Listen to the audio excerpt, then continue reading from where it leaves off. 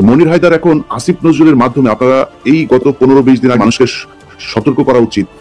বঙ্গ উপদেষ্টা পরিষদ চেয়ারে বসলে একবারে ওইটা জমিদারি বলে মনে করে ও কার্যকর করতে বাংলাদেশের যা যা করা দরকার আওয়ামী লীগ এবং ভারতের করবে।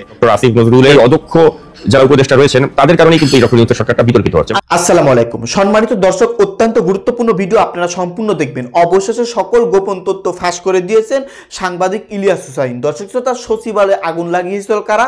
অবশেষে সকল তথ্য ফাঁস করে দিয়েছেন ইলিয়াস হুসাইন। হয়তো আপনারা ভিডিওর শিরোনাম এবং থাম্বনেল দেখে ইতিমধ্যে কিছুটা বুঝে গেছেন। যাই হোক, বেশি কথা বাড়াবো না, আমরা সরাসরি মূল ভিডিওতে চলে যাব। আপনারা মনোযোগ সহকারে ভিডিওগুলো দেখতে থাকুন। জনের বিষয়ে বলে রাখি, বাংলাদেশের আমার এই ভিডিও যারা দেখছেন আপনারা সবাইকে একটা মেসেজ দিয়ে রাখেন। মনির হায়দার হচ্ছে এই জন্ম থেকে ডিজিএফআই এর সোর্স। পুলিশের যেমন সোর্স থাকে, এই মনির হায়দার হচ্ছে ডিজিএফআই এর সোর্স। আর মনির হায়দারের সোর্স আবার হচ্ছে গিয়ে শাহেদ আলম। তো মনির হায়দার এখন আসিফ নজরুলের মাধ্যমে, আপনারা এই গত 15-20 দিন আগে কর্নেল মুস্তাফিজের একটা ভিডিও দেখেছেন, সেই ভিডিওতে আলোচনাগুলো এসেছে। আমি সময় পাই নাই, যে কারণে এটা নিয়ে নতুন আলাদা কোনো ভিডিও করতে পারি নাই। এটাও নিয়ে মানুষকে সতর্ক করা উচিত যে মনির হায়দার কর্নেল মুস্তাফিজকে ডেকে নিয়ে গিয়েছে নিউ ইয়র্কে এক নদীর পাড়ে। সেখানে গিয়ে তারপরে তাকে বুঝিয়েছেন, এই সরকার ক্ষমতায় থেকে যাওয়ার আগে, অর্থাৎ 5 তারিখের আগের ঘটনা এটা, তাকে বুঝিয়েছেন যে ইলিয়াস হুসাইন এবং কনক সারোয়ার এই দুইজনকে বলেন, আপনি একটু বুঝায় বলেন, আপনি বললে বুঝবে, তারা যেন এই সরকারকে নিয়ে সমালোচনা করে এই ধরনের ভিডিও টিডিও না করে, কোনো কথাবার্তা না বলে। কি হবে এইসব করে? সরকার আসলে টিকেই যাবে, এই সরকারই থাকবে, কোনো কিছু করলে সেটাকে নিয়ন্ত্রণ করে ফেলবে। অর্থাৎ এর আগে এই যে সাদেক হোসেন খোকার সাথে যেই মাহমুদুর রহমানের যে আপনার একটা ফোন রেকর্ড বের হয়েছিল, যেটাতে মাহমুদুর রহমান ভাই জেল খাটলেন, সেই ফোন রেকর্ডের পেছনেও নাকি মনির হায়দার জড়িত। অর্থাৎ সে এই সাদেক হোসেন খোকা কিন্তু মনির হায়দারকে খুব পছন্দ করতেন। 2022 সাল 23 সাল ওই সময় কোভিড এর পর গিয়েছে একবার। তো আমরা আসার পরে জিজ্ঞেস করার পরে সে বলতো আমি মাস্টার্স পড়ে তারপরে গিয়েছিলাম। এটা আপনি বলেন, এটা কোনো যৌক্তিক কোনো আপনার ব্যাখ্যা হলো? আর এয়ারপোর্টে তারা ধরতে পারবে না? এই হচ্ছে তার ব্যাখ্যা। কিন্তু যেহেতু বিষয়টা প্রমাণিত হয়েছে এবং সে যেহেতু এত বড় ঘটনা ঘটাতে গিয়েছিল, আমাদের সাথে সে খুব ভালোভাবে চলে। কনক সারোয়ারের সাথেও দেখতাম, কনক সারোয়ারের বাসার নিচে এসে দাঁড়ায় থাকতো, আমাদের এখানে এসে কথা বলতো। তো উনি আমাদেরকে আবার সরকারের পক্ষে নেওয়ার জন্য কর্নেল মুস্তাফিজকে ভাড়া করেন। এটা ভয়ঙ্কর ব্যাপার। মুস্তাফিজ ভাই যদি নাকি ওই সময় এটা কিছু একটা করতো, তাহলে তো আমরা নিশ্চয়ই অনেক কিছু হইতে পারতো। সে দেখা যেত আমাদের ক্ষতি করতে চাইতো বা জানি না। এইভাবে মনির হায়দার আরো কার ফোন রেকর্ড আপনার এই সরকারকে নিয়ে দেয়, আপনার ডিজিএফআই কে নিয়ে দেয়। এই ব্যাপারে ওনার সাথে যারা যারা চলাফেরা করেন তাদের সবাইকে বলবো খুব সাবধান হওয়ার জন্য। উনি 27-28 তারিখ 2 দিন ব্যাপী কর্মশালা দিয়েছেন একটা, সেখানে আবার ডক্টর ইউনূসও যাবেন নাকি মাঝখানে শুনলাম। যাই হোক, যারা যারা ওনার সাথে চলাফেরা করেন ওনার সাথে খুব সাবধানে চলাফেরা করবেন। একবার হচ্ছে 5 জানুয়ারি নির্বাচনের দিন আমার যে ভূমিকা ছিল সেটার কারণে, আর সেকেন্ড আরেকবার নিয়ে গিয়েছে খুব হাস্যকর। সেটা হচ্ছে আমি খুলনাতে গিয়েছিলাম, সাতক্ষীরা এলাকাতে আপনার ওই যে হিন্দুদের বাড়ি ঘরে হামলা হয়েছিল, সেখানে গিয়ে আমি ওটা আসল অনুসন্ধানটা করতে গিয়েছিলাম এবং সেখানে দেখিয়েছিলাম যে কিভাবে আওয়ামী লীগের লোকজনই হিন্দুদের উপরে নির্যাতন করেছে। যাই হোক, ওইখান থেকে আসার সময় কয়রা বাজার নামে একটা জায়গা আছে, ওইখানে একটা মানুষের হাট বসে, আপনারা জানেন কিনা জানি না। মানুষ বিক্রি মানুষ বিক্রি মানে কি, এক একজনকে 6 মাস 1 বছর করে মানুষ কিনে নিয়ে যায়। তো আমার কাছে না জিনিসটা খুব অবাক মনে হয়েছে যে আমি দেখছি অনেক মানুষজন, কোনো প্রোডাক্ট নাই, মানুষ সব দাঁড়ায় আছে, কিছু নাই। তো আমি জিজ্ঞেস করলাম আমার ড্রাইভার যে ছিল, ওরে জিজ্ঞেস করলাম, তারপর আমাদের সাথে আমাদের প্রতিনিধি ছিল একজন, ভাই এটা কি? উনি বললো, আমি সেখানে গিয়ে একটা নিউজ করলাম, সেই নিউজের শেষে কিছু কথা বলেছিলাম যে মানুষ এখনো কেন এত অসহায় হবে, কেন যে 6 মাসের জন্য বিক্রি হতে হবে। আমার এক্স্যাক্টলি সেই লাইনটা মনে আছে যে এভাবে বিক্রি হতে হতে গোটা দেশটাই হয়তো বিক্রি হয়ে যাবে কোনো এক অজানা শক্তির কাছে। হ্যাঁ, আমি শেষে এই কথাগুলো আমাদের রিপোর্টিং এ যেটা করে থাকি আর কি। আমাকে এই সোহেল আমাকে ফোন দিয়েছে। সে তখন ডিজিএফআই ক্যাপ্টেন হিসাবে, তখন তিনি ডিজিএফআই এর ডিরেক্টর হিসাবে ছিল, গেল ক্যাপ্টেন হয়ে। আমাকে ফোন দিয়ে বলছে যে আপনার করেন অফিসার। কেন? আপনি আপনার আগে একবার বললাম, সেই ওই 5 জানুয়ারির সময় কিন্তু সেই নিয়ে গিয়েছে, মাত্র সে র্যাব থেকে গিয়েছে তখন। ভাই আমি তো এরকম কোনো কিছু করি না, যে আপনি তো আমাকে বলছিলেন যে আপনি পলিটিক্যাল কোনো ইতে যাইতে পারবেন না, 21-এর চোখ করেন। না, আপনি তো এই যে খুলনাতে গিয়ে এই যে এটা কি করছেন? কি করছি বললো, এইটা ভাই, এটার জন্য আমার যে পরিমাণে হুমকি, বলতেছে আপনি নাই হয়ে গেলে কিন্তু আপনার কেউ ঠেকাইতে পারবে না।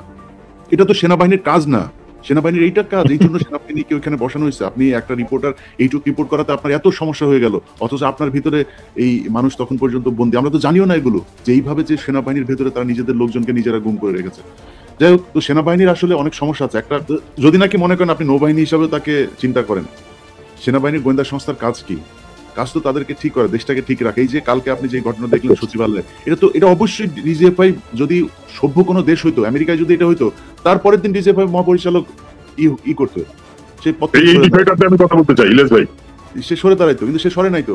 এগুলো কি তার মানে? তারা করাচ্ছে এগুলো, তাদেরকে কেউ কিছু বলারও নাই এখনো পর্যন্ত। যদি নাকি তারা ওই সুপিরিয়র একটা শ্রেণী হিসাবে নিজেদেরকে অন্তর্ভুক্ত করে এবং মানুষের বিরুদ্ধে কাজ করতে থাকে, ভাই মান সম্মান যতটুকু আছে ততটুকুও না থাকবে না। এক নম্বর হইতেছে রাজনৈতিক দলগুলো দ্রুত নির্বাচন চায়, এই সমস্যার সমাধান দেওয়া সম্ভব। 2 নাম্বার, রাজনৈতিক দলগুলো বলে প্রফেসর ইউনূসের সরকারের ম্যান্ডেট নাই, এটারও সমাধান দেওয়া সম্ভব।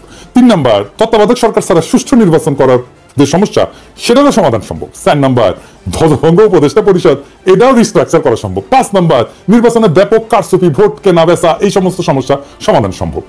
এইগুলো একসাথে সমাধান হয়ে যাবে। আইডিয়াটা শুনে আউলাই যায় না, আগেই বাতিল বা খারিজ করে দিয়ে না, এই সিস্টেমে ফজিলত আছে অনেক। কিভাবে হবে কাজটা আসেন দেখি। নির্বাচন এখনই শুরু হবে, মানে ধরেন 2-3 মাসের মধ্যে। সব আসনে না, মাত্র 10টা আসনে। যারা জিতে আসবে তাদের 2 জনকে উপদেষ্টা বানানো হবে, একজনকে স্পিকার বানানো হবে, তারাই সংসদ অধিবেশন করবে। তাদের কার্যকাল হবে 5 বছর। আবার 2 মাস পর আবার 10 জন নির্বাচিত হয়ে আসবে, তাদেরও কার্যকাল হবে 5 বছর। দরকারে নতুন স্পিকার নির্বাচিত হবে 20 জনের সংসদে, আর আরো 2 জন উপদেষ্টা যুক্ত হবে উপদেষ্টা পরিষদে। এইভাবে 2 মাস পর 10 জন করে এমপি ইলেকশন হবে। এমপিরা কিছু স্থানীয় কাজে যুক্ত হবেন, সচিবালয় সরকারি দপ্তরে ওভারসাইট করবেন, অধ্যাদেশগুলো যেগুলো করতেছে সেগুলো ভেটিং করবেন, তর্ক বিতর্ক করবেন, কোনো আইন প্রণয়ন করবেন না যতদিন না সংসদ পূর্ণাঙ্গ হয় বা কমপক্ষে 150টা আসন পূর্ণ হয়। এইভাবে প্রত্যেক 2 মাস পর উল্টা দিকে 5 বছর পর যাইয়া 2 মাস পর 10টা করে আসন খালি হবে, ফাঁকা হবে, সেই আসনে নির্বাচন হবে, তাই না? 5 বছর পরে এতে সুবিধা কি হবে? অল্প কয়েকটা আসনে নির্বাচন করার জন্য আপনি আইন শৃঙ্খলা রক্ষাকারী বাহিনীকে আসনের কেন্দ্রগুলোতে ব্যাপকভাবে মোতায়েন করতে পারবেন। ভোট কেন্দ্র দখল করা অসম্ভব হয়ে যাবে। নির্বাচনী পর্যবেক্ষণ খুবই ভালোভাবে করতে পারবেন, অনেক পর্যবেক্ষক দিতে পারবেন। পুরা নির্বাচন কমিশন মাত্র 10টা আসনের জন্য পূর্ণভাবে নিবেদিত থাকতে পারবে। কম লোক দিয়ে বেশি কাজ করা যাবে। মিডিয়া ওয়াচ থাকবে দারুণ ওই আসনগুলোতে, তাই টাকা পয়সা বিলানো বা নির্বাচনী আচরণ বিধি লঙ্ঘন করা প্রায় অসম্ভব হয়ে যাবে। একটা হাইব্রিড শাসন চলবে কিছুদিন, যেখানে জনগণের নির্বাচিত প্রতিনিধিরাও থাকবে এবং ক্রমাগত তাদের সংখ্যা বাড়তে থাকবে। তারা অধ্যাদেশ ভেটিং করে দিলে উপদেষ্টা পরিষদের একসত্ব কর্তৃত্ব খর্ব হবে এবং একটা আলাপ আলোচনা তর্ক বিতর্ক হবে, ব্যালেন্স অফ পাওয়ার আসবে। অন্তর্বর্তীকালীন সরকার ধীরে ধীরে নির্বাচিত প্রতিনিধি দিয়ে প্রতিস্থাপিত হবে। হঠাৎ করে পরবর্তী সরকারকে দায়িত্ব নিতে হবে না, তাদের একটা প্রস্তুতি থাকবে। দ্রুত নির্বাচন দিতে হবে, এটা শুনতে হবে না প্রফেসর ইউনূসকে, নির্বাচনের মধ্যে শুরু হয়ে যাবে। এই সরকারের ম্যান্ডেট নাই, এই অভিযোগে শুনতে হবে না। গ্র্যাজুয়াল ইলেকশনের জন্য সরকারি দলের উপর একটা চাপ থাকবে যে মেয়াদ পূর্ণ হওয়ার আগেই সরকার পাল্টে যেতে পারে। জনগণ নির্বাচনে মাত্র 10টা সিটের সরকারি দলকে হারাই দিয়া সরকারি দলকে বার্তা দিতে পারে যে তাদের শাসন অজনপ্রিয় হয়ে গেছে, তাদের 5 বছর পর্যন্ত অপেক্ষা করতে হবে না রায় দেওয়ার জন্য। সরকার 2.5 বছরে বদলে ফেলা সম্ভব। আপনারা দেখবেন সাধারণত সরকার গঠনের প্রথম 4টা বছর এর তুলনায় শেষ বছরের চিত্র কিন্তু ভিন্ন হয়। কিছুটা সংযত হইয়া শেষ বছরটা সরকার, সরকারি দল, নেতা কর্মী অনেকটাই জনবান্ধব হওয়ার চেষ্টা করে। কারণ একটাই, যে সে তার ইমেজের যে ক্ষতি হয়েছে সেটা সরকারের শেষ বছরে ভালো করতে চায়। কারণ সামনে নির্বাচনের খাড়া যদি সবসময় ঝুলা রাখা যায় তাহলে এটা কত ভালো হবে ভেবে দেখেন। সবসময় জনগণের ভোটের চাবুকের মুখে থাকবে সরকার। ভবিষ্যতে যখন এই নির্বাচন পদ্ধতি নিয়মিত অনুসরণ করা হবে তখন কিছুদিন পর এই সরকারের গৃহীত কর্মসূচি জনমত যাচাইয়ের সুযোগ থাকতেছে। প্রতিনিয়ত সরকারকে জনগণের কাছে যাইতে হচ্ছে বলে সরকার জনকল্যাণমুখী হওয়ার ক্ষেত্রে সচেষ্ট থাকবে। এইবার 300 আসনের নির্বাচন সম্পন্ন হয়ে গেলে, সকল আসন পূর্ণ হলে সংসদ প্রধানমন্ত্রী নির্বাচিত করবে আর প্রফেসর ইউনূসকে প্রেসিডেন্ট নির্বাচিত করবে। পাওয়ার ট্রানজিশনটা গ্র্যাজুয়াল হবে, অ্যাব্রাপ্টলি বিদায় নিতে, হঠাৎ করে বিদায় নিতে হবে না। একসাথে কতগুলো সমস্যার সমাধান হলো দেখেন। এখন এই 10টা আসন কিভাবে নির্বাচন করা হবে সেটা দৈব চয়নের মাধ্যমে হইতে পারে। এই ধরনের নির্বাচনী ব্যবস্থা কি কোথাও আছে? না, নাই। আপনি সারাক্ষণ শুনবেন out of the box idea, বের করো। কিন্তু যখন সত্যি out of the box idea নিয়ে আসবেন, সৃজনশীল সমাধান নিয়ে আসবেন, দেখবেন গা মুচড়ামুচড়ি করে দিচ্ছে সবাই। সরকারকে ঘন ঘন জনগণের মুখোমুখি দাঁড় করাইতে পারলে অনেক সমস্যার সমাধান হয়ে যায়। আর নির্বাচনই কেবল সরকারকে জনগণের মুখোমুখি দাঁড় করাইতে পারে। আমাদের দেশে আমেরিকার প্রতিনিধি সভার মতো প্রতি বছর পুরো সংসদ নির্বাচন করা সম্ভব না এবং তো বাস্তবসম্মতও না। তবে প্রত্যেক বছরই সরকার এবং রাজনৈতিক দলকে জনগণের কাছে নিয়ে যাওয়ার পথ খুঁজে বের করতে হবে। এইটা একটা পথ হইতে পারে। ভোটারের মুখোমুখি করতে হবে সরকারকে এবং তার সম্ভব হইলে সঠিক পথে আগাচ্ছে কিনা বার্তা পেয়ে যাবে সরকার। 5 বছর পর একটা জাতীয় সংসদ নির্বাচন তত্ত্বাবধায়ক পদ্ধতির মধ্যে দিয়ে হোক, বর্ণ পদ্ধতির মধ্যে দিয়ে হোক, এই যে কোনো সুফল বয়ে আনতেছে না সেটা তো প্রমাণিত।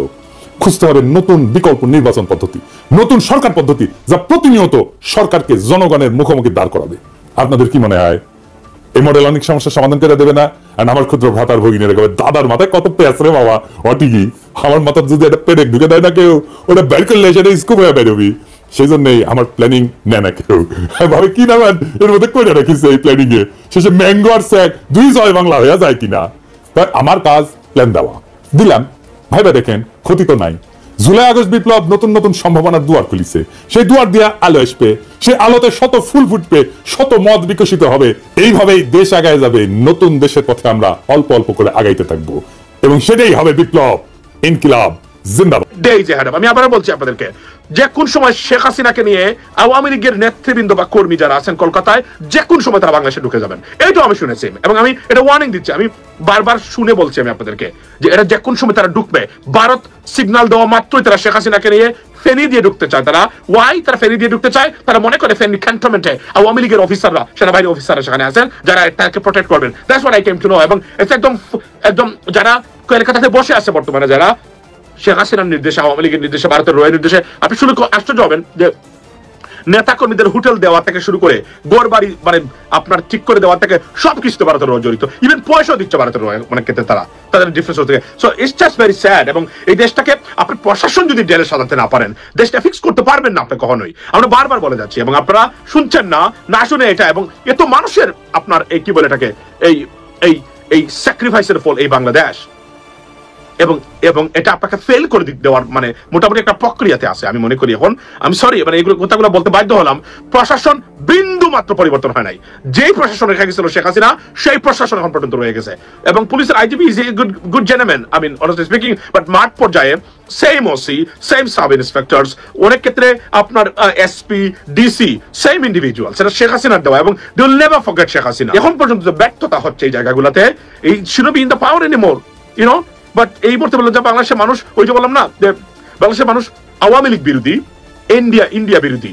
এই বিরোধিতার কারণে তারা যে কোনো কিছু মানে ত্যাগ সহ্য করতে রাজি আছে এদেরকে তাড়ানোর জন্য। আদারওয়াইজ আমি দেখতেছি না সাকসেস। এবং বিশ্বাস করেন আপনারা, আমি বারবার বলছিলাম ফ্রম ডে ওয়ান, এই সরকারের সফলতা নির্ভর করে কিসের উপরে? পুলিশ আইন শৃঙ্খলা বাহিনীকে ফিক্স করা 3 মাস 4.5 মাস হয়ে গেছে, এখন পর্যন্ত match it's not acceptable anymore, not acceptable at all. বিদ্যুতের সেক্টরটা আপনারা ঠিক করবেন, রাস্তাঘাটে আপনারা হাইওয়েতে শৃঙ্খলা ফিরিয়ে আনবেন, আর দ্রব্যমূল্যের দাম কমাবেন। এই 4টা জিনিস ইনশোর করতে পারলে বাংলাদেশের আর কোনো প্রবলেম হবে না। এই সরকারকে নিয়ে কেউ কোনো কিছু বলবে না, আমি নিশ্চিত করে বলতে পারি। এবং রিজার্ভ এবং অর্থনৈতিক ক্ষেত্রে যে লুটপাট টপ লেভেলে হয়েছে, এটা এই সরকারের আমলে হবে না। কারণ অর্থ উপদেষ্টা এবং আপনার কি বলে এটাকে বাংলাদেশ ব্যাংকের গভর্নর যারা, they are not dishonest, they are honest guy. আসবে না। আজকে যদি বাইডেন অ্যাডমিনিস্ট্রেশন ক্ষমতা থাকতেন বা ডেমোক্রেটসরা ক্ষমতা থাকতো, বিশ্বাস করেন ডক্টর নুরিসকে বলতাম আপনার নাকে তেল দিয়ে 8 মাস পরে ঘুম থেকে উঠবেন না, not a problem, even though you are failed. কোন ধরনের বাহিরের ষড়যন্ত্র বা শত্রু কেউ কিছু করতে পারতো না, কারণ যুক্তরাষ্ট্র শ্যাডো হিসাবে বাংলাদেশের সরকারের মাথার উপরে এখন পর্যন্ত আছে। They have means India might have. So that's the problem, because India will create all the problem for us. আমি বলছিলাম গতকালকেও যে আমাদের সবচেয়ে বড় দুঃখ এবং দুর্ভাগ্য, ভারতের মতো একটা দেশ আমাদের সত্যিকারের প্রতিবেশী দেশ। This is our problem. This is our ill fate. This is our danger. যাদের ভারতের মতো একটা দেশ। সম্মানিত দর্শক, আপনারা বিস্তারিত ভিডিওতে দেখতে পারলেন চাঞ্চল্যকর তথ্য, সচিবালয়ে আগুন দেওয়ার পেছনে কার হাত রয়েছে, কার হাত থাকতে পারে। যাই হোক, অনেক গুরুত্বপূর্ণ তথ্য পেলেন, বিস্তারিত ইনফরমেশন পেলেন। এই সম্পর্কে আপনাদের মতামত ভিডিওর কমেন্ট বক্সে অবশ্যই ঝটপট জানিয়ে দিবেন। ভিডিওর সঙ্গে সম্পূর্ণ করে থাকার জন্য আপনাদের সবাইকে অসংখ্য ধন্যবাদ।